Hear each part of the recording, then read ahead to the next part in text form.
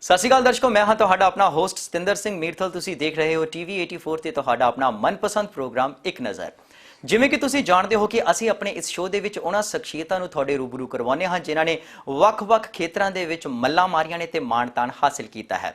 ਜੀ ਹਾਂ, ਅੱਜ ਇਸੇ ਲੜੀ ਨੂੰ ਅਗਾਂਹ ਤੋਰਦੇ ਹੋਏ ਅਸੀਂ ਆਪਣੇ ਸ਼ੋਅ ਦੇ ਵਿੱਚ ਉਸ ਸ਼ਖਸੀਅਤ ਨੂੰ ਤੁਹਾਡੇ ਰੂਬਰੂ ਕਰਵਾ ਰਹੇ ਹਾਂ ਜੋ ਸ਼ਖਸੀਅਤ ਕਿਸੇ ਵੀ ਤਾਰੀਫ ਦੀ ਮੁਹਤਾਜ ਨਹੀਂ। ਜੀ ਹਾਂ, ਗਾਇਕੀ ਦੇ ਖੇਤਰ ਦੇ ਵਿੱਚ ਇਸ ਸ਼ਖਸੀਅਤ ਨੇ ਬੜਾ ਮਾਣ-ਤਾਣ ਹਾਸਿਲ ਕੀਤਾ ਹੈ। ਜੀ ਹਾਂ, ਮੈਂ ਜ਼ਿਕਰ ਕਰ ਰਿਹਾ ਹਾਂ ਗਾਇਕ ਅਮਰਿੰਦਰ ਬੌਬੀ ਜੀ ਦਾ, ਜੋ ਸਾਡੇ ਨਾਲ ਇਸ ਸ਼ੋਅ ਦੇ ਵਿੱਚ ਮੌਜੂਦ ਨੇ। ਕਰਦੇ ਹਾਂ ਇਹਨਾਂ ਦੇ ਨਾਲ ਗੱਲਬਾਤ ਤੇ ਜਾਣਦੇ ਹਾਂ ਇਹਨਾਂ ਦੇ ਗਾਇਕੀ ਦੇ ਸਫ਼ਰ ਦੇ ਬਾਰੇ ਦੇ ਵਿੱਚ। ਸੋ ਬੌਬੀ ਜੀ, ਤੁਹਾਡਾ ਸਾਡੇ ਇਸ ਸ਼ੋਅ ਦੇ ਉੱਪਰ ਆਉਣ ਤੇ ਅਸੀਂ ਬਹੁਤ-ਬਹੁਤ ਸਵਾਗਤ ਕਰਦੇ ਹਾਂ ਜੀ। ਪਿਆਰ ਭਰੀ ਸਤਿ ਸ਼੍ਰੀ ਅਕਾਲ ਦੀ ਸਾਂਝ ਪਈ ਹੈ ਜੀ। ਸਤਿ ਸ਼੍ਰੀ ਅਕਾਲ, ਬਹੁਤ ਸਤਿ ਸ਼੍ਰੀ ਅਕਾਲ।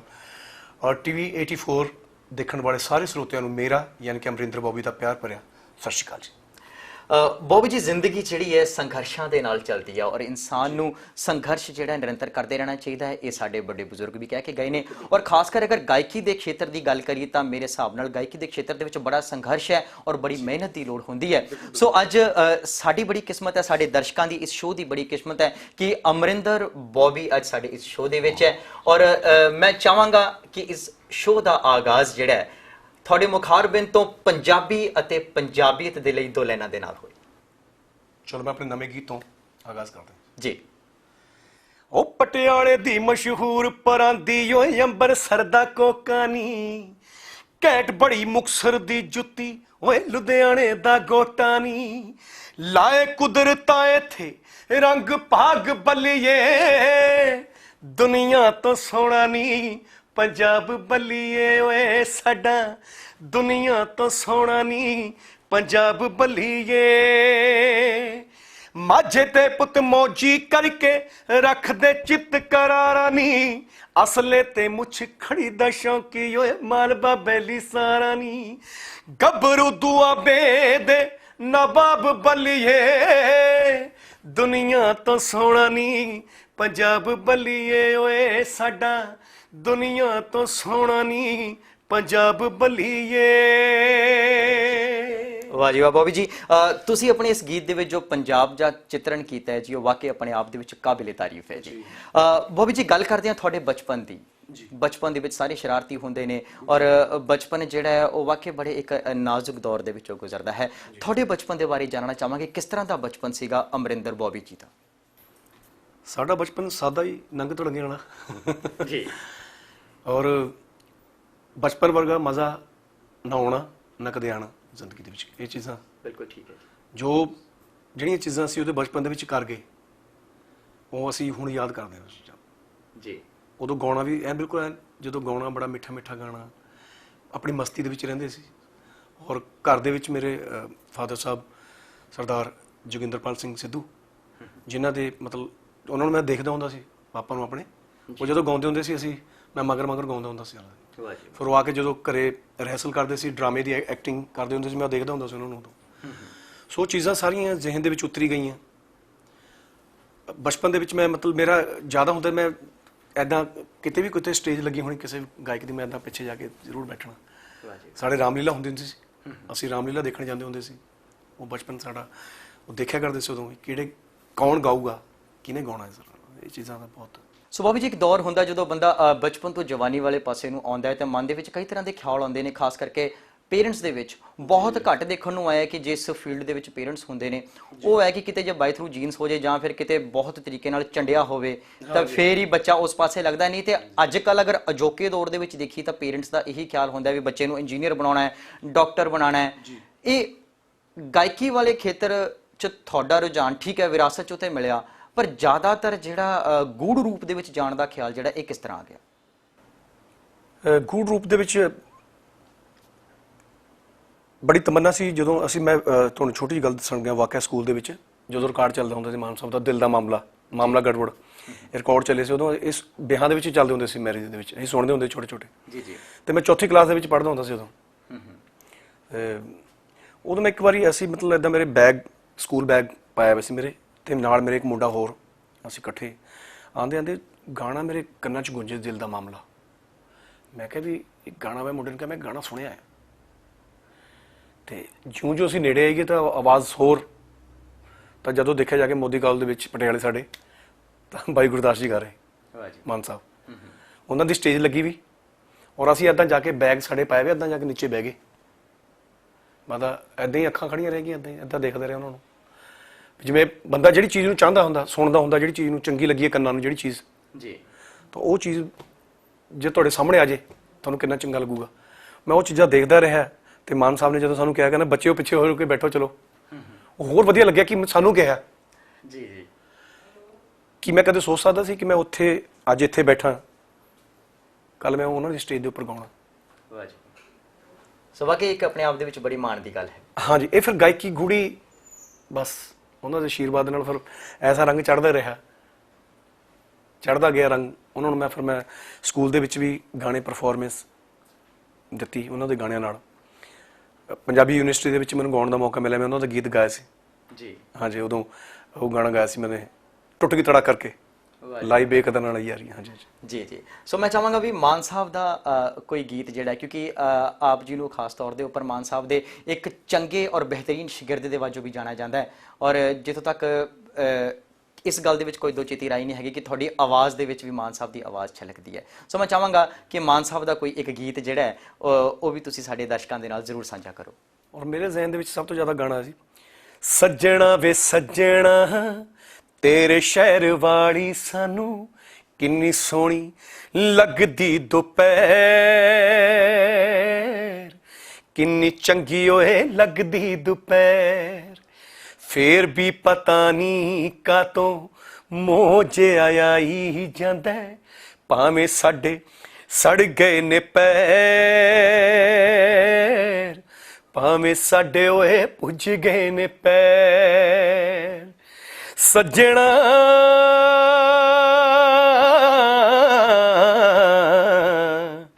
ਵੇ ਸੱਜਣਾ ਵੇ ਸੱਜਣਾ। ਵਾਹ ਜੀ ਵਾਹ, ਵਾਕਈ ਜਿਵੇਂ ਮੈਂ ਪਹਿਲੇ ਗੱਲ ਕੀਤੀ ਕਿ ਤੁਹਾਡੀ ਆਵਾਜ਼ ਦੇ ਵਿੱਚੋਂ ਮਾਨ ਸਾਹਿਬ ਦੀ ਆਵਾਜ਼ ਦੀ ਜਿਹੜੀ ਝਲਕ ਹੈ ਉਹ ਬਖੂਬੀ ਨਜ਼ਰ ਆਉਂਦੀ ਹੈ।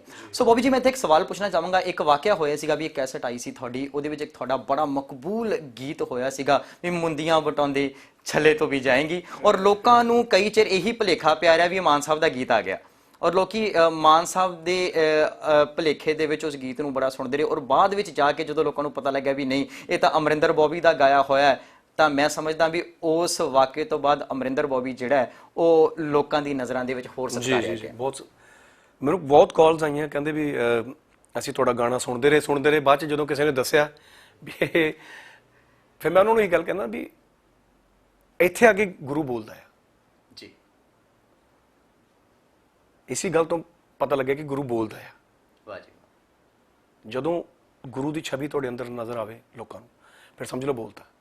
ਸਹੀ ਗੱਲ ਹੈ। ਸੋ ਕਿਤੇ ਨਾ ਕਿਤੇ ਲੋਕਾਂ ਦੇ ਵਿੱਚ ਬੋਬੀ ਜੀ ਵੀ ਗੱਲਾਂ ਹੁੰਦੀਆਂ ਨੇ ਕਿ ਜਿਹੜੀ ਹੈਗੀ ਅਮਰਿੰਦਰ ਬੋਬੀ ਜੀ ਡਿਟੋ ਕਾਪੀ ਕਰਦੇ ਨੇ, ਜਾਂ ਉਹਨਾਂ ਨੇ ਇੰਨਾ ਚਿਰ ਉਹਨਾਂ ਨੂੰ ਸਿੱਖਿਆ ਉਹ ਹੂ ਬਹੂ ਉਹਨਾਂ ਵਾਂਗ ਹੀ ਗਾਉਂਦੇ ਨੇ, ਜਾਂ ਲੱਗਦਾ ਵੀ ਆਉਣ ਵਾਲੇ ਸਮੇਂ ਤੱਕ ਉਹ ਇਦਾਂ ਹੀ ਗਾਉਂਦੇ ਰਹਿਣਗੇ। ਇਹਦੇ ਪਿੱਛੇ ਕੀ ਕਾਰਨ ਹੈ? ਤੁਹਾਨੂੰ ਕਦੇ ਲੱਗਦਾ ਨਹੀਂ ਕਿ ਯਾਰ ਸ਼ਾਇਦ ਮੈਨੂੰ ਇਹ ਚੇਂਜ ਕਰਨਾ ਚਾਹੀਦਾ ਹੈ, ਜਾਂ ਕੀ ਖਿਆਲ ਹੈ? ਪਹਿਲੀ ਗੱਲ ਤਾਂ ਹੈ ਜੀ ਕਿ ਜਿਹੜੀ ਕਾਪੀ ਵਾਲੀ ਗੱਲ ਆ, ਕਿ ਜਿਹੜੀ ਰੂਹ ਆ ਜੀ, ਹਮੇਸ਼ਾ ਰੂਹ ਬੋਲਦੀ ਆ, ਔਰ ਗੁਰੂ ਬੋਲਦਾ ਨਾਲ, ਉਹਦੇ ਚ ਰੂਹ ਦੇ ਵਿੱਚੋਂ ਗੁਰੂ ਬੋਲਦਾ। ਸਹੀ ਗੱਲ ਹੈ ਜੇ ਤਾਂ ਜਦੋਂ ਆਪਾਂ ਕਾਪੀ ਕਰਦੇ ਆ, ਕਾਪੀ ਕਦੇ ਕਾਮਯਾਬ ਨਹੀਂ ਹੁੰਦੀ। ਜਿਹੜੀ ਚੀਜ਼ ਅੰਦਰੋਂ ਓਰੀਜਨਲ ਨਿਕਲ ਕੇ ਆਵੇ ਤੁਹਾਡੇ ਜੀ, ਉਹੀ ਅਸਲੀਅਤ ਹੁੰਦੀ ਆ। ਅੱਜ ਮੇਰੇ ਗੁਰੂ ਜੀ ਵੀ ਗਾ ਰਹੇ ਨੇ, ਮਾਰਕੀਟ ਦੇ ਵਿੱਚ ਮਾਨ ਸਾਹਿਬ ਵੀ ਗਾ ਰਹੇ ਨੇ, ਮੈਨੂੰ ਵੀ ਲੋਕੀ ਕਹਿੰਦੇ ਨੇ ਵੀ ਯਾਰ ਕਾਕਾ ਆ ਜਾ, ਉਹਨਾਂ ਦਾ ਸ਼ਾਗਿਰਦ ਵੀ ਉਹਨਾਂ ਕਰਕੇ ਮੈਨੂੰ ਰਿਸਪੈਕਟ ਦੇ ਰਹੇ ਨੇ, ਸੁਣਦੇ ਨੇ ਮੈਨੂੰ। ਕਿਉਂ ਸੁਣਦੇ? ਉਹਨਾਂ ਕਰਕੇ ਸੁਣਦੇ ਨੇ, ਯਾਰ ਮੁੰਡੇ ਚੋਂ ਨਜ਼ਰ ਆਉਂਦੇ ਨੇ ਬਾਬੇ। ਵਾਹ ਜੀ। ਸੋ ਮੈਂ ਤਾਂ ਮਤਲਬ ਇਹੀ ਚਾਹੂੰਗਾ ਕਿ ਹੁਣ ਤੱਕ ਜਿੰਨੀ ਮੇਰੀ ਸ਼ੋਅ ਮੈਂ ਕੀਤੇ ਨੇ, ਮੈਂ ਗਾਂ ਵੀ ਅੱਛਾ ਗਾਊਂਗਾ, ਵਧੀਆ ਗਾਊਂਗਾ। ਕੋਈ ਗੀਤ ਮੈਨੂੰ ਕੱਲ ਨੂੰ ਕੋਈ ਐ ਨਾ ਕਹੇ ਵੀ ਯਾਰ ਮਾਨ ਸਾਹਿਬ ਨੇ ਤਾਂ ਇੰਨੇ ਵਧੀਆ ਗਾਣੇ ਗਾਏ ਨੇ, ਤੂੰ ਕਾਕਾ ਕੀ ਗਾਤਾ। ਸਹੀ ਹੈ ਜੀ। ਜੇ ਮੈਂ ਉਹਨਾਂ ਨੂੰ, ਜੇ ਉਹ ਮੇਰੇ ਅੰਦਰੋਂ ਬੋਲਦੇ ਨੇ ਤਾਂ ਫਿਰ ਉਹੀ ਬੋਲਣਗੇ ਜੀ। ਵਾਹ ਜੀ ਵਾਹ, ਯਾਨੀ ਕਿਤੇ ਨਾ ਕਿਤੇ ਪੂਰਨਤਾ ਤੁਸੀਂ ਆਪਣੇ ਗੁਰੂ ਦੇ ਪ੍ਰਤੀ ਸਮਰਪਿਤ ਹੈਗੇ। ਜੀ ਜੀ ਜੀ। ਬਾਕੀ ਮਾਹੌਲ ਦੇ ਨਾਲ ਗੀਤ ਚੇਂਜ ਹੋ ਗਿਆ ਮਾਹੌਲ ਹੁਣ ਥੋੜਾ ਜਿਹਾ। ਹੁਣ ਜਿਹੜੇ ਗੀਤ ਨੇ ਉਹਨਾਂ ਦੇ ਬੀਟ ਆ ਗਈ ਹਰ ਗਾਣੇ 'ਚ। ਜੀ ਪਹਿਲਾਂ ਢੋਲਕ ਬਾਜੇ ਦੇ ਨਾਲ ਵੀ ਹਰ ਕਲਾਕਾਰ ਗਾ ਕੇ ਚਲਾ ਜਾਂਦਾ ਹੁੰਦਾ ਸੀ, ਉਹ ਉਸ ਮਾਹੌਲ ਦੇ ਮੁਤਾਬਿਕ ਅੱਛਾ ਲੱਗਦਾ ਸੀ। ਹੁਣ ਇੰਨੇ ਸਾਜ਼ ਹੋ ਗਏ, ਆਕਟੋਪੈਡ ਹੋ ਗਿਆ, ਕੀਬੋਰਡ ਡਬਲ ਹੋ ਗਿਆ, ਢੋਲ ਦੋ ਹੋ ਗਏ, ਤਬਲਾ ਹੋ ਗਿਆ ਨਾਲ, ਹਾਂਜੀ, ਡਰਮ ਮਸ਼ੀਨ ਹੋ ਗਈ, ਬਹੁਤ ਕੁਝ ਹੋ ਗਿਆ ਜੀ। ਹੁਣ ਉਹਦੇ ਹਿਸਾਬ ਨਾਲ ਸਾਨੂੰ ਚੱਲਣਾ ਪੈ ਰਿਹਾ, ਯੁੱਗ ਦੇ ਨਾਲ ਥੋੜਾ ਜਿਹਾ ਬਦਲਣਾ ਪੈਂਦਾ। ਬਾਕੀ ਇਹ ਵੀ ਮੈਂ ਗੀਤ ਜਿਵੇਂ ਹੁਣ ਮਾਨ ਸਾਹਿਬ ਨੇ ਜਿਹੜੇ ਪਹਿਲੇ ਗੀਤ ਗਾਏ ਨੇ ਉਹ ਉਸ ਜ਼ਮਾਨੇ ਦੇ ਹਿਸਾਬ ਨਾਲ ਬਹੁਤ ਵਧੀਆ ਸੀ। ਅੱਜ ਦੇ ਹਿਸਾਬ ਨਾਲ ਜਿਹੜੇ ਉਹ ਗੀਤ ਗਾਉਣਗੇ ਉਹ ਅੱਜ ਦੇ ਹਿਸਾਬ ਨਾਲ ਨੇ। ਮੈਂ ਚਾਹੂੰਗਾ ਕਿ ਮੈਂ ਵੀ ਉਹਨਾਂ ਵਾਂਗੂ ਮਤਲਬ ਜਿਵੇਂ ਉਹ ਚੇਂਜ ਕਰਨਗੇ ਰੁਖ, ਥੋੜਾ ਬਹੁਤਾ ਮੈਂ ਵੀ ਕੋਸ਼ਿਸ਼ ਕਰੂੰਗਾ ਕਿ ਮੈਂ ਵੀ ਥੋੜਾ ਜਿਹਾ ਨਵੇਂ ਤਰੀਕੇ ਨਾਲ ਉਹਨਾਂ ਦੀ ਆਵਾਜ਼ ਲੈ ਕੇ ਲੋਕਾਂ ਸਾਹਮਣੇ ਆਵਾਂ।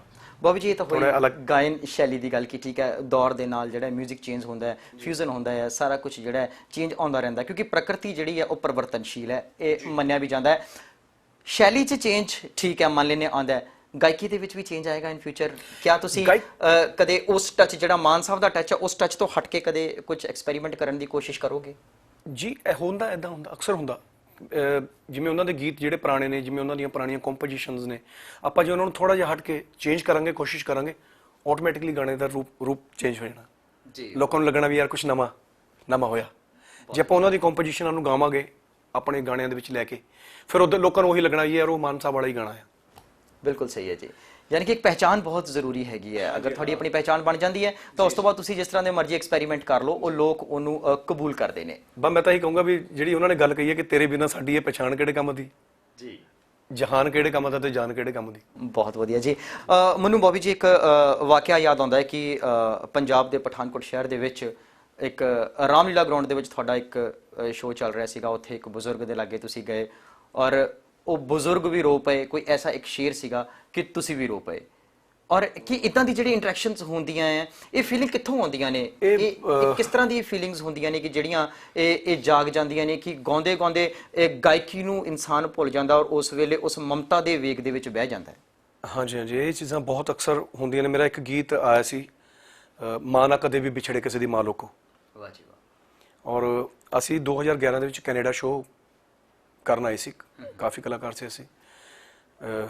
ਰਵੀ ਸ਼ਰਮਾ ਜੀ ਦਾ ਦੇਸੀ ਦੂਰਦਰਸ਼ਨ ਵਾਲਿਆਂ ਦਾ ਸ਼ੋਅ ਸੀ ਜੀ। ਉਦੋਂ ਸਾਡੇ 5-7 ਸ਼ੋਅ ਹੈਗੇ ਸੀ ਤੇ ਉਦੋਂ ਇਹ ਗੀਤ ਦਾ ਆਗਾਜ਼ ਮੈਂ ਉੱਥੇ ਸ਼ੁਰੂਆਤ ਕੀਤੀ ਸੀ। ਔਰ ਮੈਨੂੰ ਨਹੀਂ ਪਤਾ ਸੀ ਕਿ ਆ ਕੇ ਮੇਰੇ ਮਤਲਬ ਮਦਰ ਐਕਸਪਾਇਰ ਹੋ ਜਾਣਗੇ। ਮੈਂ ਜਦੋਂ ਇੱਥੇ ਆਇਆ ਉਹ ਗੱਲ ਮੇਰੇ ਤੇ ਹੀ ਲਾਗੂ ਹੋ ਗਈ। ਪਹਿਲਾਂ ਹੀ ਉਹ ਬੋਲ ਲਿਖਵਾਉਂਦਾ ਰੱਬ, ਜੋ ਕਰਾਉਣਾ ਹੁੰਦਾ ਉਹਨੇ। ਸੋ ਅਸੀਂ ਚਾਹਾਂਗੇ ਵੀ ਇਹਦੇ 2 ਸ਼ਬਦ ਜਿਹੜੇ ਨੇ ਤੁਸੀਂ ਸਾਡੇ ਸਰੋਤਿਆਂ ਦੇ ਨਾਲ ਜ਼ਰੂਰ ਸਾਂਝੇ ਕਰੋ। ਮਾਂ ਵਰਗੀ ਨਾ ਛਾਂ ਕੋਈ ਜਗ ਤੇ, ਮਾਂ ਵਰਗੀ ਨਾ ਛਾਂ ਕੋਈ ਜਗ ਤੇ, ਜਿਹਦੇ ਮੁਖ ਤੇ ਰਹਿਣ ਦੁਆਵਾਂ, ਜੀਨਾ ਕਰਕੇ ਦੁਨੀਆ ਦੇਖੀ ਰਹਿਣ ਸਲਾਮਤ ਮਾਵਾਂ। ਮਾਂ ਨਾ ਕਦੇ ਵੀ ਵਿਛੜੇ ਕਿਸੇ ਦੀ ਮਾਂ ਲੋਕੋ। ਮਾਂ ਤੇ ਰੱਬ ਦਾ ਰੂਪ ਹੈ ਦੂਜਾ, ਮਾਂ ਤੇ ਰੱਬ ਦਾ ਰੂਪ ਹੈ ਦੂਜਾ, ਮਾਂ ਏ ਠੰਡੜੀ ਛਾਂ ਲੋਕੋ। ਮਾਂ ਨਾ ਕਦੇ ਵੀ ਵਿਛੜੇ ਕਿਸੇ ਦੀ ਮਾਂ ਲੋਕੋ। ਸੋ ਵਾਹ ਜੀ ਵਾਹ, ਵਾਕਈ ਆਪਣੇ ਆਪ ਦੇ ਵਿੱਚ ਮਾਂ ਨੂੰ ਬਹੁਤ ਵੱਡਾ ਸਜਦਾ ਹੈ ਜੀ। ਮੇਰੇ ਜ਼ਿੰਦਗੀ ਦਾ ਬਹੁਤ ਮਤਲਬ ਮੇਰੇ ਨੇੜੇ ਗੀਤ ਬਹੁਤ ਜ਼ਿਆਦਾ। ਤਕਰੀਬਨ ਜਿੱਥੇ ਵੀ ਮੈਂ ਮਤਲਬ ਇਹ ਗੀਤ ਗਾਇਆ, ਤਕਰੀਬਨ ਤਾਂ ਵੈਸੇ ਕੋਈ ਸਟੇਜ ਹੈ ਨਹੀਂ ਜਿੱਥੇ ਨਹੀਂ ਗਾਇਆ। ਜਿੱਥੇ ਵੀ ਗਾਣਾ ਉੱਥੇ ਅਕਸਰ ਮੈਨੂੰ ਮਾਮਾ ਮਿਲਦੇ ਜਿਹੜੇ ਰੋਣ ਲੱਗ ਜਾਂਦੇ ਵਿਚਾਰੀ। ਵਾਹ ਜੀ ਵਾਹ, ਵਾਕਈ ਇਸ ਗੀਤ ਦੇ ਅਲਫਾਜ਼ ਔਰ ਇਸ ਗੀਤ ਦੇ ਵਿੱਚ ਜਿਹੜਾ ਦਰਦ ਛੁਪਿਆ ਹੋਇਆ ਹੈ ਉਹ ਵਾਕਈ ਇੱਕ ਮਾਂ ਤੋਂ ਬਿਹਤਰ ਕੋਈ ਨਹੀਂ ਪਹਿਚਾਨ ਜੀ। ਮੈਂ ਬਿਲਕੁਲ ਜੀ। ਸੋ ਜੀ ਵੇਲਾ ਹੋ ਚੱਲਿਆ ਇੱਕ ਛੋਟੇ ਜਿਹੇ ਬ੍ਰੇਕ ਦਾ। ਛੇਤੀ ਮੁੜਦੇ ਹਾਂ ਛੋਟੇ ਜਿਹੇ ਬ੍ਰੇਕ ਤੋਂ ਬਾਅਦ। ਇੱਕ ਨਜ਼ਰ, ਇੱਕ ਨਜ਼ਰ, ਇੱਕ ਨਜ਼ਰ,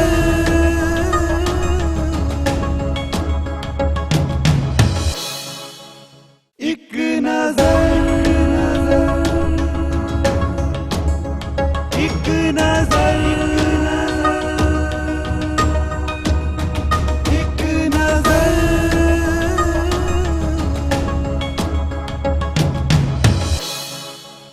ਬ੍ਰੇਕ ਤੋਂ ਬਾਅਦ ਤੁਹਾਡਾ ਇੱਕ ਵਾਰ ਫਿਰ ਤੋਂ ਸਵਾਗਤ ਹੈ। ਤੁਸੀਂ ਦੇਖ ਰਹੇ ਹੋ ਟੀਵੀ 84 ਤੇ ਤੁਹਾਡਾ ਆਪਣਾ ਮਨਪਸੰਦ ਪ੍ਰੋਗਰਾਮ ਇੱਕ ਨਜ਼ਰ। ਤੇ ਅੱਜ ਸਾਡੇ ਨਾਲ ਸਟੂਡੀਓ ਦੇ ਵਿੱਚ ਮੌਜੂਦ ਨੇ ਮਸ਼ਹੂਰ ਗਾਇਕ ਅਮਰਿੰਦਰ ਬੋਬੀ ਜੀ। ਸੋ ਬੋਬੀ ਜੀ, ਗੱਲ ਕਰਦੇ ਹਾਂ ਤੁਹਾਡੇ ਅੱਗੇ ਗਾਇਕੀ ਦੇ ਸਫ਼ਰ ਦੀ। ਫਿਊਚਰ ਦੇ ਵਿੱਚ ਕਿਸ ਤਰ੍ਹਾਂ ਦੇ ਪਲਾਨ ਨੇ? ਬਹੁਤ ਹਰ ਤਰ੍ਹਾਂ ਦਾ ਤੁਸੀਂ Song ਗਾਉਂਦੇ ਹੋ, ਲੋਕਾਂ ਵੱਲੋਂ ਬੜੇ ਪਿਆਰ ਮਿਲ ਰਿਹਾ ਤੁਹਾਨੂੰ। ਆਉਣ ਵਾਲੇ ਫਿਊਚਰ ਦੇ ਵਿੱਚ ਅਸੀਂ ਕੀ ਦੇਖੀਏ ਕਿ ਕੋਈ ਹੁਣ ਜਿਹੜਾ ਫਿਊਜ਼ਨ ਦਾ ਜ਼ਮਾਨਾ ਆ ਰਿਹਾ, ਅਮਰਿੰਦਰ ਬੌਬੀ ਕੋਈ ਨਵਾਂ ਸਟਾਈਲ ਦੇ ਵਿੱਚ ਜੈਜ਼ ਜਾਂ ਪੌਪ ਜਾਂ ਰੌਕ ਦੇ ਵਿੱਚ ਕੋਈ ਰੈਪ ਨੂੰ ਨਾਲ ਲੈ ਕੇ ਕੁਝ ਕਰ ਰਿਹਾ? ਐਦਾਂ ਦਾ ਕੁਝ ਕਰ ਦਈਏ। ਦੇਖੋ ਜੀ, ਇਹ ਤਾਂ ਹੁਣ ਸਰੋਤਿਆਂ ਦੇ ਉੱਪਰ, ਕਿਉਂਕਿ ਤੁਸੀਂ ਜਿੱਥੋਂ ਤੱਕ ਅਸੀਂ ਜਾਣਦੇ ਹਾਂ ਕਿ ਸਰੋਤੇ ਤੁਹਾਨੂੰ ਹਰ ਰੰਗ ਦੇ ਵਿੱਚ ਪਿਆਰ ਦਿੰਦੇ ਨੇ। ਮੇਰੀ ਸੋਚ ਦੇ ਮੁਤਾਬਿਕ ਗੀਤ ਦੇ ਬੋਲ ਚੰਗੇ ਹੋਣੇ ਚਾਹੀਦੇ ਨੇ ਜੀ। ਮਿਊਜ਼ਿਕ ਚਾਹੇ ਕਿਸੇ ਤਰ੍ਹਾਂ ਦਾ ਵੀ ਬੈਸਟ ਹੋਵੇ। ਹੁਣ ਬੁੱਲਾ ਕੀ ਜਾਣਾ ਮੈਂ ਕੌਣ, ਸੂਫੀ ਗੀਤ ਨੂੰ ਕਿੰਨਾ ਸੋਹਣਾ ਉਹਨਾਂ ਨੇ ਉਹਦੇ ਚ ਗਿਟਾਰ ਦੇ ਨਾਲ ਔਰ ਵੈਸਟਰਨ ਦੇ ਵਿੱਚ ਗਾਇਆ, ਬੋਲ ਉਹੀ ਨੇ, ਰੱਬੀ ਜੀ ਨੇ। ਹਾਂਜੀ ਹਾਂਜੀ। ਸੋ ਇਹ ਆਪਾਂ ਮਤਲਬ ਗੀਤ ਸੂਫੀ ਹੋਵੇ, ਉਹਨੂੰ ਅੱਛੇ ਤਰੀਕੇ ਨਾਲ ਗਾਇਆ ਜਾ ਸਕਦਾ, ਕੋਈ ਐਸੀ ਉਹਦੇ ਚੋਂ ਨਹੀਂ। ਬੋਲ ਅੱਛੇ ਹੋਣੇ ਚਾਹੀਦੇ ਨੇ ਜਿਹੜੇ ਆਪਾਂ ਘਰ 'ਚ ਬਹਿ ਕੇ ਸੁਣ ਲਈਏ, ਭੈਣ ਵੀ ਦੇਖ ਲੇ, ਮਾਂ ਵੀ ਦੇਖ ਲੇ, ਟੀਵੀ ਬੰਦ ਨਾ ਹੋਵੇ, ਬਸ ਉਹੀ ਗੀਤ ਆ। ਸੋ ਬੋਬੀ ਜੀ, ਤੁਸੀਂ ਗੱਲ ਕੀਤੀ ਹੈ ਗੀਤਾਂ ਦੀ। ਅੱਜ ਕੱਲ ਜੋ ਗੀਤ ਚੱਲ ਰਹੇ ਨੇ ਉਹਨਾਂ ਦੇ ਬਾਰੇ ਤੁਹਾਡਾ ਕੀ ਵਿਚਾਰ ਹੈਗਾ? ਕਈ ਵਾਰੀ ਇਸ ਤਰ੍ਹਾਂ ਦੇ ਗੀਤ ਵੀ ਆ ਜਾਂਦੇ ਨੇ ਜਿਹਨਾਂ ਨੂੰ ਅਸੀਂ ਪਰਿਵਾਰ ਦੇ ਵਿੱਚ ਬਹਿ ਕੇ ਨਹੀਂ ਦੇਖ ਸਕਦੇ, ਔਰ ਜਿਨ੍ਹਾਂ ਨੂੰ ਸਾਨੂੰ ਟੀਵੀ ਆਫ ਕਰਨਾ ਪੈਂਦਾ, ਜਾਂ ਕਈ ਵਾਰੀ ਸੋਚਣ ਤੇ ਅਸੀਂ ਮਜਬੂਰ ਹੋ ਜਾਂਦੇ ਵੀ ਯਾਰ ਇਹ ਗੀਤ ਕੀ ਹੈ। ਕੀ ਕਮੀ ਲੱਗਦੀ ਹੈ ਵੀ ਗੀਤਕਾਰ ਨੇ ਲਿਖਣ ਵਾਲੇ ਨਹੀਂ ਸੋਚਿਆ, ਜਾਂ ਗਾਉਣ ਵਾਲੇ ਨੇ ਗਾਉਣ ਵੇਲੇ ਨਹੀਂ ਸੋਚਿਆ, ਜਾਂ ਫਿਰ ਜਿਹੜਾ ਵੀਡੀਓ ਡਾਇਰੈਕਟਰ ਹੈ ਉਹਨੇ ਸ਼ੂਟ ਕਰਨ ਵੇਲੇ ਐਸੀਆਂ ਅਣਗਹਿਲੀਆਂ ਕਰਤੀਆਂ ਵੀ ਜਿਹੜਾ ਉਹ ਲਿਖਣ ਵਾਲੇ ਔਰ ਗਾਉਣ ਵਾਲੇ ਦੋਵਾਂ ਦੀ ਮਿਹਨਤ ਦੇ ਉੱਪਰ ਪਾਣੀ ਫੇਰਤਾ? ਭਾਜੀ ਗੱਲ ਏਦਾਂ, ਜਿਹੜੇ ਲੇਖਕ ਹੋਏ ਨੇ ਜੀ, ਉਹਨਾਂ ਨੂੰ ਰੱਬ ਦਾ ਰੂਪ ਮੰਨਿਆ ਜਾਂਦਾ। ਬਿਲਕੁਲ। ਰਾਈਟਰ ਤੁਸੀਂ ਲਾ ਲਓ, ਆਪਾਂ ਚਾਹੇ ਗੁਰੂ ਸਾਹਿਬ ਤੋਂ ਸ਼ੁਰੂ ਹੋਈਏ, ਉਹਨਾਂ ਨੇ ਮਿੱਤਰ ਪਿਆਰੇ ਨੂੰ ਹਾਲ ਮੁਰੀਦਾਂ ਦਾ ਕਹਿਣਾ, ਕੈਸੇ ਕੈਸੇ ਚੀਜ਼ਾਂ ਲਿਖੀਆਂ ਨੇ। ਫਾਰਸੀ ਦੇ ਵਿੱਚ ਲਿਖਿਆ, ਬਿਲਕੁਲ ਠੀਕ। ਬਾਬਾ ਬੁੱਲੇ ਸ਼ਾਹ ਜੀ ਨੇ ਲਿਖਿਆ, ਵਾਰਿਸ ਸ਼ਾਹ ਜੀ ਨੇ ਲਿਖਿਆ। ਸੋ ਮੈਂ ਜਿਹੜੇ ਹੁਣ ਦੇ ਰਾਈਟਰ ਨੇ, ਉਹ ਸਿਰਫ ਆਪਣੀ ਕਲਮ ਨੂੰ ਅਪ ਕਰਨ ਵਾਸਤੇ ਵੀ ਯਾਰ ਮੇਰਾ ਗੀਤ ਹਿੱਟ ਹੋ ਜੇ, ਸਿਰਫ ਆਪਣੇ ਆਪ ਨੂੰ ਹਿੱਟ ਕਰਨ ਵਾਸਤੇ ਰਾਈਟਰ ਗਾਣਾ ਲਿਖ ਰਿਹਾ, ਕਲਾਕਾਰ ਉਸ ਗੀਤ ਨੂੰ ਇਸ ਕਰਕੇ ਗਾ ਰਿਹਾ ਕਿ ਮੈਂ ਜਲਦੀ ਤੋਂ ਜਲਦੀ ਹਿੱਟ ਹੋ ਜਾ। ਜੀ ਜੀ ਜੀ, ਬਿਲਕੁਲ ਠੀਕ ਹੈ। ਕਿਉਂਕਿ ਚੰਗੇ ਗੀਤ ਦੇ ਵਿੱਚ ਮੈਨੂੰ ਪਤਾ, ਮੈਂ ਇਸ ਗੱਲ ਕਹੇ ਕਿਸੇ ਨੂੰ ਪਿੰਚ ਕਰੇ, ਚੰਗੀ ਗੱਲ ਸੁਣਨ ਵਾਲੇ ਬਹੁਤ ਘੱਟ ਲੋਕ ਨੇ ਸਰ। ਚੰਗੀ ਚੀਜ਼ ਮਤਲਬ ਸੁਣਨ ਵਾਲਾ ਬੰਦਾ ਹੀ ਦੱਸ ਸਕਦਾ ਵੀ ਇਹ ਬੰਦੇ ਨੇ ਯਾਰ ਕੀ ਗਾਇਆ, ਇੱਕ ਗਾਇਕ ਕਿਸ ਰਮਜ਼ ਦਾ ਕਲਾਕਾਰ। ਬਿਲਕੁਲ ਠੀਕ ਹੈ। ਗੀਤ ਵੈਸੇ ਮੈਂ ਕਿਸੇ ਨੂੰ, ਮੈਂ ਤਾਂ ਬਹੁਤ ਛੋਟਾ ਹਾਂ, ਕਿਉਂਕਿ ਮੈਂ ਨਹੀਂ ਕਦੇ ਕਿਸੇ ਨੂੰ ਕਹੂੰਗਾ ਵੀ ਤੁਸੀਂ ਏਦਾਂ ਦਾ ਗੀਤ ਨਾ ਲਿਖੋ ਜਾਂ ਨਾ ਤੁਸੀਂ ਗਾਓ ਜੀ। ਇਹ ਆਪਣੀ ਸੋਚ ਹੈ। ਜਿਹੜਾ ਵੀ ਕੋਈ ਕਲਾਕਾਰ ਗਾ ਰਿਹਾ ਉਹ ਆਪਣੀ ਸੋਚ ਦੇ ਮੁਤਾਬਿਕ ਗਾ ਰਿਹਾ, ਵੀ ਮੈਨੂੰ ਅੱਗੇ ਨੂੰ ਮੈਨੂੰ ਕੀ ਕਰਨਾ ਚਾਹੀਦਾ। ਜਿਹੜਾ ਰਾਈਟਰ ਆ ਉਹ ਵੀ ਆਪਣੀ ਸੋਚ ਦੇ ਮੁਤਾਬਿਕ ਲਿਖ ਰਿਹਾ। ਸੋ ਮੈਂ ਵੈਸੇ ਮੇਰੀ ਤਾਂ ਹੱਥ ਬੰਨ੍ਹ ਕੇ ਇਹੀ ਬੇਨਤੀ ਹੈ ਕਿ ਜੋ ਚੰਗਾ ਲਿਖੋਗੇ ਚੰਗਾ ਹੋਊਗਾ, ਬੱਚੇ ਵੀ ਤੁਹਾਡੇ ਚੰਗਾ ਸੁਣਨਗੇ। ਬਿਲਕੁਲ ਜੀ, ਬਿਲਕੁਲ। ਸੋ ਵਾਕਈ ਬੜੀ ਅੱਛੀ ਸੋਚ ਹੈ। ਕਿਤੇ ਨਾ ਕਿਤੇ ਇੱਕ ਚੀਜ਼ ਦੀ ਹੋਰ ਝਲਕ ਆਉਂਦੀ ਹੈ ਵੀ ਮਾਨ ਸਾਹਿਬ ਨਾਲ ਰਹਿ ਕੇ ਤੁਸੀਂ ਉਹਨਾਂ ਦੀ ਗਾਇਕੀ ਨੂੰ, ਉਹਨਾਂ ਦੇ ਵਿਚਾਰ ਵੀ ਬਹੁਤ ਜਿਹੜੇ ਨੇ ਉਹ ਗ੍ਰਹਿਣ ਕੀਤੇ ਨੇ, ਕਿਉਂਕਿ ਮਾਨ ਸਾਹਿਬ ਦਾ ਵੀ ਗੱਲ ਕਰਨ ਦਾ ਅੰਦਾਜ਼, ਉਹਨਾਂ ਦੇ ਵਿਚਾਰ ਵੀ ਜਿਹੜੇ ਨੇ ਉਹ ਇਸੇ ਤਰ੍ਹਾਂ ਪੰਜਾਬੀ ਅਤੇ ਪੰਜਾਬੀਅਤ ਦੇ ਨਾਲ ਜੋੜਨ ਵਾਲੇ ਨੇ। ਔਰ ਸਾਨੂੰ ਇਹ ਫਖਰ ਹੈ ਇਸ ਗੱਲ ਦਾ ਕਿ ਉਹਨਾਂ ਦੇ ਸ਼ਾਗਿਰਦ ਅਮਰਿੰਦਰ ਬੌਬੀ ਜਿਹੜੇ ਨੇ ਅੱਜ ਵਾਕਈ ਪੰਜਾਬੀ ਅਤੇ ਪੰਜਾਬੀਅਤ ਦੀ ਸੇਵਾ ਕਰ ਰਹੇ ਨੇ, ਔਰ ਬਿਹਤਰੀਨ ਗਾਇਕੀ ਦੇ ਦੌਰਾਨ ਉਹ ਸਾਡੇ ਦਰਸ਼ਕਾਂ ਦਾ ਮਨੋਰੰਜਨ ਵੀ ਕਰ ਰਹੇ ਨੇ।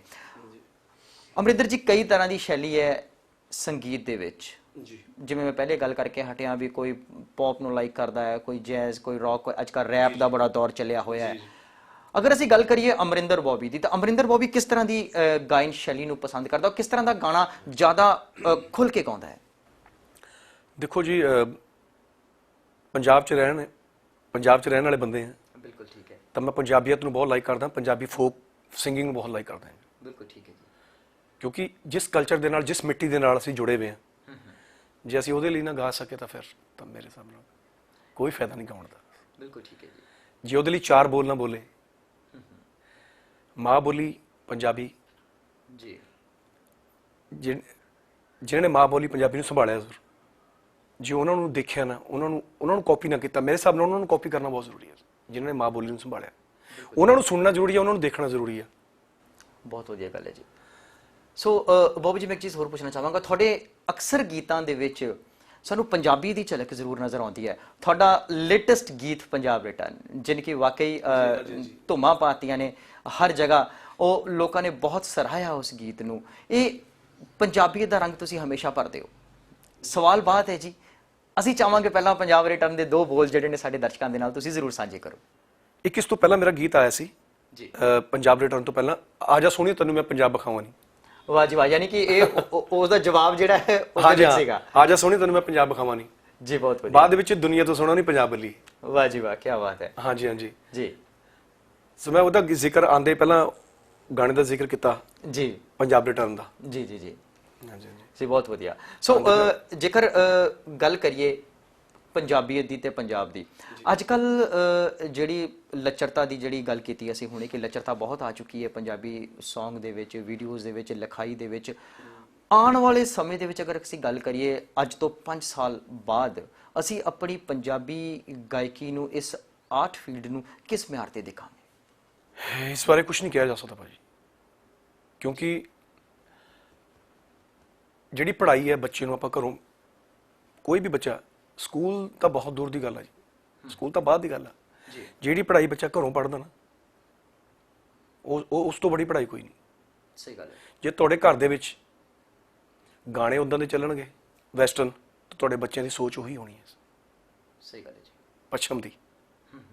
ਜੇ ਤੁਹਾਡੇ ਘਰ ਦੇ ਅੰਦਰ ਚੰਗੇ ਗੀਤ ਚੱਲਣਗੇ, ਪੰਜਾਬੀ ਮਾਂ ਬੋਲੀ ਦੇ ਗਾਣੇ ਚੱਲਣਗੇ, ਸੂਫੀ ਗਾਣੇ ਚੱਲਣਗੇ, ਤਾਂ ਸੋਚ ਬੱਚੇ ਦੀ ਉਹੀ ਰਹਿਣੀ ਹੈ ਸਰ। ਬਹੁਤ ਵਧੀਆ ਜੀ, ਠੀਕ ਹੈ ਜੀ। ਸੋ ਉਹੀ ਚੀਜ਼ ਹੈ, ਜਿਹੜੀ ਕਲਾਕਾਰ ਜੋ ਗਾਉਣਗੇ, ਜਿਹੜੀ ਨਵੀਂ ਪਨੀਰੀ ਆ ਰਹੀ ਹੈ, ਨਵੀਂ ਜਨਰੇਸ਼ਨ ਆ, ਉਹਨਾਂ ਨੇ ਉਹੀ ਸੁਣਨਾ ਜੀ। ਯਾਨੀ ਕਿ ਬਹੁਤ ਜ਼ਰੂਰੀ ਹੈ ਕਿ ਵੀ ਘਰ ਦਾ ਮਾਹੌਲ ਜਿਹੜਾ ਹੈ ਉਹ ਸੱਭਿਆਚਾਰਕ ਹੋਵੇ ਔਰ ਸੱਭਿਅਤਾ ਦੇ ਨਾਲ ਜੁੜਿਆ ਹੋਵੇ, ਜੁੜਿਆ ਬਹੁਤ ਜ਼ਰੂਰੀ ਹੈ। ਬਹੁਤ ਵਧੀਆ ਗੱਲ ਕੀਤੀ ਜੀ ਤੁਸੀਂ। ਬੋਬੀ ਜੀ, ਪਰਿਵਾਰ ਦੀ ਗੱਲ ਹੋਈ ਹੈ, ਅਮਰਿੰਦਰ ਬੋਬੀ ਇੱਕ ਬਹੁਤ ਅੱਛਾ ਸਟਾਰ, ਜਦੋਂ ਤੱਕ ਅਸੀਂ ਦੇਖਦੇ ਹਾਂ ਵੀ ਹਮੇਸ਼ਾ ਪ੍ਰੋਗਰਾਮ ਦੇ ਵਿੱਚ ਬਿਜ਼ੀ ਰਹਿਣ ਵਾਲਾ। ਸਭ ਤੋਂ ਪਹਿਲਾਂ ਮਾਨ ਸਾਹਿਬ ਦੇ ਨਾਲ ਸੀਗੇ, ਉਸ ਤੋਂ ਬਾਅਦ ਹੁਣ ਗੁਰੂ ਮਹਾਰਾਜ ਦੀ ਕਿਰਪਾ ਹੈ, ਆਪ ਜੀ ਦੇ ਆਪਣੇ ਪ੍ਰੋਗਰਾਮ ਨੇ, ਵੇਲ ਕੋਈ ਨਹੀਂ। ਸੋ ਪਰਿਵਾਰ ਨਾਲ ਕਿਸ ਤਰ੍ਹਾਂ ਤਾਲਮੇਲ ਰਹਿੰਦਾ, ਪਰਿਵਾਰ ਨੂੰ ਕਿਸ ਤਰ੍ਹਾਂ ਤੁਸੀਂ ਜਿਹੜਾ ਸਮੇਂ ਦਿੰਦੇ ਹੋ, ਕਿ ਇਹ ਤਾਲਮੇਲ ਜਿਹੜਾ ਬਿਲਕੁਲ ਠੀਕ ਬੈਠਾ ਹੋਇਆ? ਜੀ ਬਿਲਕੁਲ, ਜਦੋਂ ਸ਼ੋਅ ਨਹੀਂ ਹੁੰਦੇ ਫਿਰ ਮੈਂ ਤਕਰੀਬਨ ਮੈਂ ਕਿਤੇ ਪ੍ਰੋਗਰਾਮ ਨਹੀਂ ਬਣਾਉਂਦਾ ਜੀ। ਬਹੁਤ ਵਧੀਆ, ਜਿਵੇਂ ਸ਼ੋਅ ਨਹੀਂ ਹੈ ਇਨ ਦਿਨਾਂ ਦੇ ਵਿੱਚ, 4 ਦਿਨ ਨੇ 5 ਦਿਨ, ਫਿਰ ਮੈਂ ਘਰੇ ਹੁੰਦਾ, ਇਨ ਟੱਚ ਰਹਿਣਾ ਉਹਨਾਂ ਨਾਲ। ਬਹੁਤ ਵਧੀਆ ਜੀ।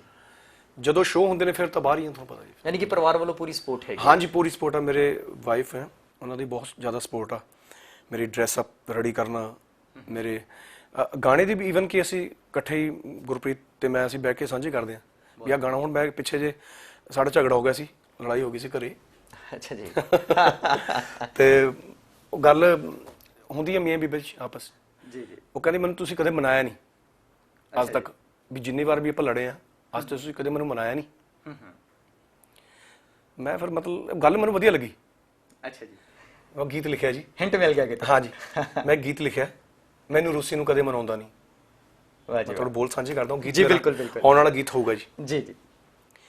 ਮੈਨੂੰ ਰੂਸੀ ਨੂੰ ਕਦੇ ਮਨਾਉਂਦਾ ਨਹੀਂ, ਮੈਨੂੰ ਰੂਸੀ ਨੂੰ ਕਦੇ ਮਨਾਉਂਦਾ ਨਹੀਂ, ਗੱਲ ਦਿਲ ਵਾਲੀ ਖੋਲ ਸੁਣਾਉਂਦਾ ਨਹੀਂ, ਗੱਲ ਦਿਲ ਵਾਲੀ ਖੋਲ ਸੁਣਾਉਂਦਾ ਨਹੀਂ।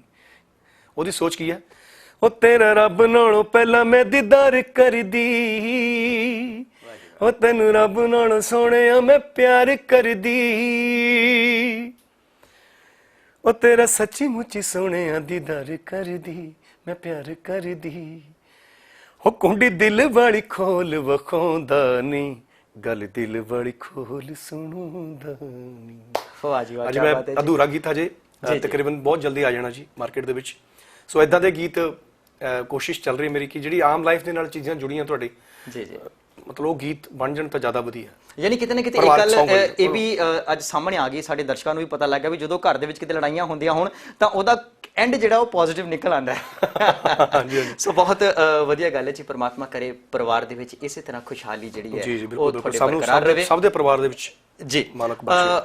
ਬੋਬੀ ਜੀ, ਅਗਰ ਅਸੀਂ ਇੱਕ ਹੋਰ ਪਹਿਲੂ ਨੂੰ ਦੇਖਦੇ ਹਾਂ, as a celebrity Amarinder Bobby ਬਹੁਤ ਅੱਛੇ ਵੱਡੇ ਵੱਡੇ ਸ਼ੋਅ ਕਰਦਾ, ਦੇਸ਼ਾਂ ਦੇ ਵਿੱਚ ਵੀ ਵਿਦੇਸ਼ਾਂ ਦੇ ਵਿੱਚ ਵੀ, ਟੀਵੀ ਦਾ ਸਟਾਰ ਹੈ ਔਰ ਮਕਬੂਲ ਗਾਇਕੀ ਦੇ ਵਿੱਚ ਇੱਕ ਨਾਮਣਾ ਖੱਟਿਆ ਹੋਇਆ ਹੈ ਤੁਸੀਂ। ਐਜ਼ ਅ ਸੈਲੀਬ੍ਰਿਟੀ ਆਪਣੇ ਫੈਨਸ ਦੇ ਨਾਲ ਕਿਸ ਤਰ੍ਹਾਂ ਦਾ ਵਿਵਹਾਰ ਹੁੰਦਾ ਹੈ? ਇੱਕ ਉਹੀ ਹੁੰਦਾ ਕਿ ਨਹੀਂ ਯਾਰ ਮੈਂ ਤਾਂ ਸੈਲੀਬ੍ਰਿਟੀ ਹਾਂ, ਮੈਂ ਇਹਨਾਂ ਨਾਲ ਮਿਲਣਾ ਕਿ ਨਹੀਂ ਮਿਲਣਾ, ਜਾਂ ਫਿਰ ਇੱਕ ਆਮ ਇਨਸਾਨ ਵਾਂਗ ਇੱਕ ਵਰਤੀਰਾ ਹੁੰਦਾ ਹੈ ਅਮਰਿੰਦਰ ਬੋਬੀ ਦਾ? ਜੀ ਮੇਰਾ, ਮੈਂ ਆਪਣੇ ਮੂੰਹ ਕਹਿਣਾ ਚੰਗਾ ਨਹੀਂ ਲੱਗਦਾ ਜੀ, ਬਾਕੀ ਮੇਰੇ ਸਰੋਤੇ ਨੇ ਮੈਨੂੰ ਬਹੁਤ ਜ਼ਿਆਦਾ ਇਸੇ ਗੱਲੋਂ ਮੁਹੱਬਤ ਕਰਦੇ ਨੇ। ਪਹਿਲੀ ਗੱਲ ਤਾਂ ਮੈਂ ਸਭ ਦਾ ਫੋਨ ਅਟੈਂਡ ਕਰਦਾ ਜੀ। ਬਹੁਤ ਅੱਛੀ ਗੱਲ ਹੈ। ਨਹੀਂ ਤਾਂ ਅਕਸਰ ਸੈਕਟਰੀ ਹੁੰਦੇ ਨੇ, ਮੇਰਾ ਸੈਕਟਰੀ ਵੀ ਹੈ ਮੁੰਡਾ, ਅਸੀਂ ਗੱਲ ਹੀ ਰੱਖਣਾ ਪੈਂਦਾ। ਜੀ ਜੀ ਬਿਲਕੁਲ, ਕਿਉਂਕਿ ਕਦੇ ਵੀ ਕੋਈ ਕਲਾਕਾਰ ਆਪਣਾ ਮੁੱਲ ਆਪ ਨਹੀਂ ਪਾ ਸਕਦਾ, ਮੁੱਲ ਪਾਉਣ ਵਾਸਤੇ ਹੈ। ਬਹੁਤ ਅੱਛੀ ਗੱਲ ਹੈ। ਸੋ ਇਹ ਆ ਵੀ 90% ਮੈਂ ਵੀ ਤਕਰੀਬਨ ਫੋਨ ਜ਼ਿਆਦਾ ਅਟੈਂਡ ਕਰਦਾ, ਹਰ ਇੱਕ ਦੇ ਕਰਦਾ। ਮੈਂ ਕਿਹਾ ਭਾਜੀ ਅਮਰਿੰਦਰ ਬਾਬੂ ਬੋਲਦੇ, ਹਾਂਜੀ ਦੱਸੋ ਭਾਜੀ। ਭਾਜੀ ਬੜੀ ਤਮੰਨਾ ਸੀ ਤੁਹਾਡੇ ਨਾਲ ਗੱਲ ਕਰਨ ਦੀ ਜੀ, ਅੱਜ ਤਮੰਨਾ ਪੂਰੀ ਹੋ ਗਈ। ਮੇਰਾ ਕੀ ਗਿਆ, ਕਿਸੇ ਦੀ ਰੂਹ ਖੁਸ਼ ਹੋ ਜੇ, ਕਿਸੇ ਦੀ ਆਤਮਾ ਖੁਸ਼ ਹੋ ਜੇ। ਆ ਪਰਸੋਂ ਦੁਖਨਿਵਾਰਨ ਸਾਹਿਬ ਗੁਰਦੁਆਰਾ ਆਪਣੇ ਮੈਂ ਮੱਥਾ ਟੇਕ ਰਿਹਾ ਸੀ ਤੇ ਮੁੰਡੇ ਨੇ ਮੇਰੇ ਕਣੀ ਇੱਕਦਮ ਜਿਹੀ ਲੁੱਕ ਕਰੀ, ਦੇਖਿਆ ਵੀ ਅਮਰਿੰਦਰ ਬਾਬੂ ਹੀ ਆ। ਮੈਨੂੰ ਕਹਿੰਦਾ ਭਾਜੀ ਅੱਗੇ ਆ ਜਾਓ, ਮੋਟਰਸਾਈਕਲ ਅੱਗੇ ਲਾ ਕੇ ਗੱਡੀ ਦੇ, ਕਹਿੰਦਾ ਭਾਜੀ ਫੋਟੋ ਖਿਚਵਾਉਣੀ ਹੈ। ਮੈਂ ਨਾਲ ਹੀ ਰੋਕੇ, ਮੈਂ ਗੱਡੀ ਰੋਕੇ, ਯਾਰ ਮੈਂ ਫੋਟੋ ਕਰ। ਮੈਂ ਉਹਦੇ ਨਾਲ ਗੱਡੀ 'ਚ ਖੜ ਕੇ ਫੋਟੋ ਖਿਚਵਾਈ। ਉਹਦੇ ਨਾਲ ਕੀ ਹੈ ਭਾਜੀ, ਉਸ ਬੰਦੇ ਲਈ ਪਤਾ ਨਹੀਂ ਕਿੰਨੀਆਂ ਦੁਆਵਾਂ ਦੇਣੀਆਂ ਨੇ ਵੀ ਯਾਰ ਮੈਂ ਜਿਸ ਬੰਦੇ ਨੂੰ ਮੇਰੀ ਤਮੰਨਾ ਸੀ ਮਿਲਣ ਦੀ, ਉਹ ਬੰਦਾ ਮੈਨੂੰ ਬੜੇ ਵਧੀਆ ਤਰੀਕੇ ਨਾਲ ਮਿਲਿਆ। ਬਹੁਤ ਅੱਛੀ ਗੱਲ ਹੈ। ਕੁਛ ਨਹੀਂ ਜਾਂਦਾ ਸਰ, ਨੀਮਾ ਜਿੰਨਾ ਤੁਸੀਂ ਨੀਮਾ ਰਹੋਗੇ ਸਰ, ਫਲ ਉਹ ਦਿਨ ਨਹੀਂ ਲੱਗਦਾ। ਸਹੀ ਗੱਲ ਜੀ, ਯਾਨੀ ਕਿ ਕਿਤੇ ਨਾ ਕਿਤੇ ਅਮਰਿੰਦਰ ਬਾਬੂ ਜਿਹੜਾ ਜ਼ਮੀਨ ਦੇ ਨਾਲ ਜੁੜਿਆ ਹੋਇਆ ਔਰ ਆਪਣੇ ਫੈਨਸ ਦਾ ਜਿਹੜਾ ਹੈ ਉਹ ਪੂਰਾ ਧਿਆਨ ਰੱਖਦਾ ਹੈ। ਬਾਬੂ ਜੀ ਜਿਵੇਂ ਤੁਸੀਂ ਦੱਸਿਆ ਕਿ ਵਿਦੇਸ਼ਾਂ ਦੇ ਵਿੱਚ ਵੀ ਤੁਸੀਂ ਦੌਰੇ ਕੀਤੇ ਨੇ, ਉੱਥੇ ਵੀ ਸਰੋਤਿਆਂ ਨੇ ਤੁਹਾਨੂੰ ਬਹੁਤ ਪਿਆਰ ਦਿੱਤਾ ਹੈ। ਸੋ ਮੈਂ ਪੁੱਛਣਾ ਚਾਹਾਂਗਾ ਕੀ ਫਰਕ ਮਹਿਸੂਸ ਹੁੰਦਾ ਹੈ ਤੁਹਾਨੂੰ, ਜਿਹੜੇ ਸਾਡੇ ਬਾਹਰਲੇ ਮੁਲਕਾਂ ਦੇ ਸਰੋਤੇ ਨੇ, ਤੁਹਾਨੂੰ ਸੁਣਨ ਵਾਲੇ ਨੇ, ਪਿਆਰ ਕਰਨ ਵਾਲੇ ਨੇ, ਤੇ ਜਿਹੜੇ ਇੱਥੇ ਦੇ ਸਰੋਤੇ ਨੇ? ਬਾਹਰ ਦੇ ਮੁਲਕਾਂ ਦੇ ਵਿੱਚ ਕਦਰਦਾਨ ਬਹੁਤ ਨੇ ਜੀ, ਜਿਹੜੀ ਪਾਰਖੂ ਅਸਲੀ ਅੱਖ ਦੇਖਣ ਵਾਲੀ। ਕਿਉਂਕਿ ਜਦੋਂ ਆਪਾਂ ਆਪਣੇ ਮੁਲਕ ਵਤਨ ਤੋਂ ਦੂਰ ਜਿਹੜੇ ਬੈਠੇ ਨੇ, ਜਿੰਨੇ ਵੀ ਸਰੋਤੇ ਬੈਠੇ ਨੇ, ਉਹ ਹਮੇਸ਼ਾ ਆਪਣੇ ਕਲਚਰ ਨੂੰ, ਆਪਣੀ ਮੁਹੱਬਤ ਨੂੰ, ਆਪਣੇ ਖੂਹ ਨੂੰ, ਆਪਣੇ ਖੇਤਾਂ ਨੂੰ, ਉਹ ਸਾਰੀਆਂ ਚੀਜ਼ਾਂ ਉਹਨਾਂ ਦੇ ਦਿਮਾਗ 'ਚ ਘੁੰਮਦੀਆਂ ਨੇ, ਜ਼ਿਹਨ 'ਚ ਰਹਿੰਦੀਆਂ ਨੇ। ਜੀ ਬੇਸ਼ੱਕ ਉਹ ਕੰਮ ਕਰਦੇ ਨੇ, ਉੱਥੇ ਮਿਹਨਤ ਬਹੁਤ ਆ, ਮਿਹਨਤ ਤੋਂ ਬਿਨਾਂ ਕੁਝ ਵੀ ਨਹੀਂ, ਕਿਤੇ ਵੀ ਨਹੀਂ। ਚਾਹੇ ਇੰਡੀਆ ਦੇ ਵਿੱਚ ਲਾ ਲਓ, ਉੱਥੇ ਵੀ ਮਿਹਨਤ ਆ। ਸਹੀ ਗੱਲ ਹੈ ਜੀ। ਚਾਹੇ ਬਾਹਰ ਦੇ ਮੁਲਕਾਂ 'ਚ ਲਾ ਲਓ, ਉੱਥੇ ਵੀ, ਵਿਦੇਸ਼ਾਂ 'ਚ ਵੀ ਮਿਹਨਤ ਕਰਨੀ ਪੈਂਦੀ। ਬਾਹਰਲੇ ਸਰੋਤਿਆਂ ਦੇ ਵਿੱਚ ਮੈਨੂੰ ਸੁਖੀ ਨਜ਼ਰ ਜੀ ਨੇ ਬੁਲਾਇਆ ਸੀ, ਵਤਨੋਂ ਦੂਰ ਚੈਨਲ, ਉਹਨਾਂ ਨੇ ਬੁਲਾਇਆ ਸੀ ਜੀ, ਕੈਨੇਡਾ ਦੇ ਵਿੱਚ ਜੀ 2015 ਦੇ ਵਿੱਚ। ਉਹਨਾਂ ਨੇ ਮੈਨੂੰ ਬੈਸਟ ਫੋਕ ਸਿੰਗਰ ਦਾ ਅਵਾਰਡ ਦਿੱਤਾ ਸੀ। ਤੇ ਉਦੋਂ ਵੀ ਮਤਲਬ ਮੈਂ ਇੱਕ ਗੀਤ ਗਾਇਆ ਜਦੋਂ, ਤਾਂ ਮੈਨੂੰ ਬੜਾ ਉਹਨਾਂ ਨੇ ਉਠਾ ਕੇ, ਜਿਹੜੇ ਜਿੰਨੇ ਵੀ, ਕਾਕਾ ਤੂੰ ਬਹੁਤ ਸੋਹਣਾ ਗਾਇਆ ਕਾਕਾ, ਬਹੁਤ ਵਧੀਆ ਲੱਗਿਆ। ਮਤਲਬ ਉੱਥੋਂ ਮੈਨੂੰ ਇੱਕ એનર્ਜੀ ਮਿਲੀ, ਇੱਕ એનર્ਜੀ ਮਿਲਦੀ ਹੈ ਕਲਾਕਾਰ ਨੂੰ। ਪਹਿਲਾਂ ਵੀ ਜਦੋਂ ਸ਼ੋਅ ਕਰਨ ਗਏ ਸੀ, ਉਦੋਂ ਵੀ ਲੋਕਾਂ ਨੇ ਸਤਿਕਾਰ ਬਹੁਤ ਦਿੱਤਾ। ਮਾਂ ਵਾਲਾ ਗੀਤ ਬੜਾ ਲੋਕਾਂ ਨੇ ਪਸੰਦ ਕੀਤਾ। ਤੁਸੀਂ ਜਦੋਂ ਵੀ ਆਪਣੀ ਜ਼ਮੀਨ ਦੀ ਗੱਲ ਕਰੋਗੇ, ਆਪਣੀ ਮਿੱਟੀ ਦੀ ਗੱਲ ਕਰੋਗੇ, ਆਪਣੇ ਪਰਿਵਾਰ ਦੀ ਗੱਲ ਕਰੋਗੇ, ਤਾਂ ਓਬਵੀਅਸਲੀ ਮਤਲਬ ਬਾਹਰ ਦੇ ਮੁਲਕਾਂ ਦੇ ਵਿੱਚ ਬਹੁਤ ਜ਼ਿਆਦਾ ਹੈ ਪਿਆਰ, ਜਿਹੜਾ ਮਿਲਦਾ ਬਹੁਤ ਡਿਫਰੈਂਟ, ਮਤਲਬ ਆਡੀਅנס ਦਾ ਬਹੁਤ ਜ਼ਿਆਦਾ ਮੁਹੱਬਤ ਸਤਿਕਾਰ ਹੈ, ਬਹੁਤ ਜ਼ਿਆਦਾ। ਬਿਲਕੁਲ ਜੀ। ਬਾਬੂ ਜੀ ਇੱਕ ਮੈਂ ਹੋਰ ਜ਼ਿਕਰ ਕਰਨਾ ਚਾਹਾਂਗਾ ਕਿ ਅੱਜ ਕੱਲ੍ਹ ਦੀ ਗਾਇਕ ਜਿਹੜੇ ਨੇ, ਉਹ ਅੱਜ ਕੱਲ੍ਹ ਕੀ ਕਰਦੇ ਨੇ ਵੀ ਇੱਕ ਅੱਧੀ ਟੇਪ ਨਿਕਲੀ ਜਾਂ YouTube ਤੇ ਇੱਕ ਗਾਣਾ ਵੀ ਆ ਗਿਆ, ਤਾਂ ਬਸ ਫਿਰ ਉਹਨਾਂ ਦਾ ਰੁਖ ਹੁੰਦਾ ਵੀ ਹੁਣ ਅਸੀਂ ਪੰਜਾਬੀ ਸਿਨੇਮਾ ਦੇ ਵੱਲ ਚੱਲ ਪਈਏ, ਔਰ ਇੱਕ ਬੜਾ ਟ੍ਰੈਂਡ ਜਿਹਾ ਬਣ ਚੁੱਕਿਆ ਹੈ ਹੁਣ। ਸੋ ਕੀ ਅਸੀਂ ਆਉਣ ਵਾਲੇ ਸਮੇਂ ਦੇ ਵਿੱਚ ਅਮਰਿੰਦਰ ਬਾਬੂ ਨੂੰ ਸਿਲਵਰ ਸਕਰੀਨ ਦੇ ਉੱਪਰ, ਵੱਡੇ ਪਰਦੇ ਦੇ ਉੱਪਰ ਕਿਸੇ ਮੂਵੀ ਦੇ ਵਿੱਚ ਐਕਟਿੰਗ ਕਰਦੇ ਹੋਏ ਦੇਖਾਂਗੇ? ਜੀ ਮੇਰੀ ਕੋਸ਼ਿਸ਼ ਹੈਗੀ ਹੈ। ਬਾਕੀ ਮੈਂ ਤਾਂ ਹਮੇਸ਼ਾ ਗੁਰੂ ਮਹਾਰਾਜ ਤੇ ਰੱਖੀ ਹੈ ਡੋਰੀ, ਕਰਨਾ ਉਹਨਾਂ ਨੇ ਲੱਗਿਆ, ਕੋਸ਼ਿਸ਼ ਮੇਰੀ ਚੱਲ ਰਹੀ ਹੈ। ਯਾਨੀ ਕਿ ਤਾਂ ਆਫਰ ਆਏਗਾ ਤਾਂ ਕੋਈ ਨਾ ਨਹੀਂ? ਹਾਂਜੀ ਬਿਲਕੁਲ ਕਰੂੰਗਾ ਜੀ। ਬਹੁਤ ਵਧੀਆ ਜੀ। ਸੋ ਬਾਬੂ ਜੀ, ਸਮੇਂ ਆਪਣੀ ਰਫ਼ਤਾਰ ਦੇ ਨਾਲ ਵਧ ਰਿਹਾ, ਸਮੇਂ ਸਾਨੂੰ ਇਜਾਜ਼ਤ ਨਹੀਂ ਦੇ ਰਿਹਾ ਕਿ ਅਸੀਂ ਤੁਹਾਡੇ ਨਾਲ ਹੋਰ ਗੱਲਾਂ ਬਾਤਾਂ ਦੀ ਸਾਂਝ ਪਾਈਏ, ਪਰ ਫਿਰ ਵੀ ਮੈਂ ਚਾਹਾਂਗਾ ਵੀ ਜਾਂਦੇ ਕੋਈ ਤੁਸੀਂ ਆਪਣੇ ਗਾਏ ਹੋਏ ਗੀਤਾਂ ਦੇ ਵਿੱਚੋਂ ਕੋਈ ਇੱਕ ਫੇਵਰਿਟ, ਯਾਨੀ ਕਿ ਮੈਂ ਸਵਾਲ ਤਾਂ ਥੋੜਾ ਜਿਹਾ ਬੜਾ ਗਲਤ ਜਿਹਾ ਪੁੱਛ ਰਿਹਾ, ਕਿਉਂਕਿ ਅਗਰ ਮਾਂ ਨੂੰ ਪੁੱਛੇ ਵੀ ਤੇਰੇ ਚਾਰਾਂ ਪੁੱਤਾਂ ਤੋਂ ਕਿਹੜਾ ਪੁੱਤ ਜ਼ਿਆਦਾ ਸੋਹਣਾ ਤਾਂ ਔਖਾ ਹੋਏਗਾ, ਪਰ ਫਿਰ ਵੀ ਮੈਂ ਚਾਹਾਂਗਾ ਵੀ ਤੁਹਾਡਾ ਕੋਈ ਬਿਹਤਰੀਨ ਜਿਹਾ ਗੀਤ ਜਿਹੜਾ ਤੁਸੀਂ ਸਾਡੇ ਦਰਸ਼ਕਾਂ ਨਾਲ ਜਾਂਦੇ ਛੱਲੇ ਵਾਲਾ ਗੀਤ ਲੋਕਾਂ ਨੇ ਬਹੁਤ ਪਸੰਦ ਕੀਤਾ, ਮੈਂ ਸੁਣਾਉਂਗਾ ਜੀ। ਬਿਲਕੁਲ। ਬਹੁਤਿਆਂ ਦੀ ਚਾਕ ਵਿੱਚ ਕੱਲੇ ਤੋਂ ਵੀ ਜਾਏਂਗੀ, ਬਹੁਤਿਆਂ ਦੀ ਚਾਕ ਵਿੱਚ ਕੱਲੇ ਤੋਂ ਵੀ ਜਾਏਂਗੀ, ਮੁੰਦੀਆਂ ਵਟੋਨੀ ਐ ਤੂੰ ਛੱਲੇ ਤੋਂ ਵੀ ਜਾਏਂਗੀ, ਬਹੁਤਿਆਂ ਦੀ ਚਾਕ ਵਿੱਚ। ਤੈਨੂੰ ਕੀ ਪਤਾ ਨੀ ਹੁੰਦਾ ਪਿਆਰ ਨੀ, ਉਹ ਤਾਈਓ ਤੇਰਾ ਦਿਲ ਬਿੱਲੋ ਡੋਲੇ ਬਾਰ ਨੀ, ਤਾਈਓ ਤੇਰਾ ਦਿਲ ਬਿੱਲੋ ਡੋਲੇ ਬਾਰ ਨੀ। ਜਦੋਂ ਆ ਗਿਆ ਕਿਸੇ ਤੇ ਉਹ ਦਿਲ ਚੱਲੇ ਤੋਂ ਵੀ ਜਾਏਂਗੀ, ਮੁੰਦੀਆਂ ਵਟੋਨੀ ਐ ਤੂੰ ਛੱਲੇ ਤੋਂ ਵੀ ਜਾਏਂਗੀ, ਬਹੁਤਿਆਂ ਦੀ ਚਾਕ ਵਿੱਚ, ਬਹੁਤਿਆਂ ਦੀ ਚਾਕ ਵਿੱਚ। ਵਾਹ ਜੀ ਵਾਹ ਅਮਰਿੰਦਰ ਬਾਬੂ ਜੀ ਵਾਕਈ ਰੰਗ ਬਣ ਛੜਿਆ ਤੁਸੀਂ ਅੱਜ ਸਾਡੇ ਇਸ ਸ਼ੋਅ ਦੇ ਵਿੱਚ ਔਰ ਸਾਡੇ ਲਈ ਬੜੀ ਮਾਣ ਦੀ ਗੱਲ ਹੈ ਸਾਡੇ ਦਰਸ਼ਕਾਂ ਦੇ ਲਈ ਖਾਸ ਕਰਕੇ ਇਸ ਚੈਨਲ ਇਸ ਸ਼ੋਅ ਦੇ ਲਈ ਬੜੀ ਮਾਣ ਦੀ ਗੱਲ ਹੈ ਕਿ ਅੱਜ ਅਮਰਿੰਦਰ ਬੌਬੀ ਸਾਡੇ ਇਸ ਸ਼ੋਅ ਦੇ ਵਿੱਚ ਸੀ ਔਰ ਸਾਡੇ ਇਸ ਸ਼ੋਅ ਦੇ ਵਿੱਚ ਉਹਨਾਂ ਨੇ ਆਪਣੀ ਆਵਾਜ਼ ਦਾ ਜਾਦੂ ਹੀ ਨਹੀਂ ਬਿਖੇਰਿਆ ਬਲਕਿ ਆਪਣੀ ਪੂਰੀ ਇਸ ਗਾਇਕੀ ਦੇ ਸਫ਼ਰ ਦੀ ਜੋ ਸਾਂਝ ਸੀ ਉਹ ਸਾਡੇ ਨਾਲ ਪਾਈ ਹੈ। ਸੋ ਇਹ ਸਨ ਅਮਰਿੰਦਰ ਬੌਬੀ ਜੀ ਜਿਨ੍ਹਾਂ ਨੇ ਜ਼ਿੰਦਗੀ ਦੇ ਵਿੱਚ ਬੜਾ ਸੰਘਰਸ਼ ਕੀਤਾ ਔਰ ਸੰਘਰਸ਼ ਕਰਕੇ ਆਪਣੇ ਅੱਜ ਇਸ ਮੁਕਾਮ ਨੂੰ ਹਾਸਿਲ ਕੀਤਾ ਹੈ। ਸੋ ਅਸੀਂ ਪਰਮਾਤਮਾ ਦੇ ਚਰਨਾਂ 'ਚ ਇਹੀ ਦੁਆ ਕਰਦੇ ਹਾਂ ਕਿ ਪਰਮਾਤਮਾ ਇਹਨਾਂ ਨੂੰ ਹੋਰ ਤਰੱਕੀ ਬਖਸ਼ੇ, ਦਿਨ ਦੁੱਗਣੀ ਰਾਤ ਚੌਗਣੀ ਤਰੱਕੀ ਬਖਸ਼ੇ ਔਰ ਪਰਮਾਤਮਾ ਕਰੇ ਕਿ ਇਹ ਇਸੇ ਤਰ੍ਹਾਂ ਪੰਜਾਬੀਅਤ ਦੀ ਸੇਵਾ ਕਰਦੇ ਰਹਿਣ। ਸੋ ਅਮਰਿੰਦਰ ਬੂਬੀ ਜੀ ਤੋਂ ਤੁਹਾਡਾ ਸਾਡੇ ਇਸ ਸ਼ੋਅ ਤੇ ਆਉਣ ਤੇ ਤੁਹਾਡਾ ਬਹੁਤ ਧੰਨਵਾਦ ਜੀ। ਥੈਂਕ ਯੂ ਬਹੁਤ ਪਿਆਰ ਭਰੀ ਸਤਿ ਸ੍ਰੀ ਅਕਾਲ ਦੀ ਸਾਂਝ ਪਾਈਏ। ਸਤਿ ਸ੍ਰੀ ਅਕਾਲ ਜੀ। ਸਤਿ ਸ਼੍ਰੀ ਅਕਾਲ ਜੀ। ਸਤਿ ਸ਼੍ਰੀ ਅਕਾਲ। ਇੱਕ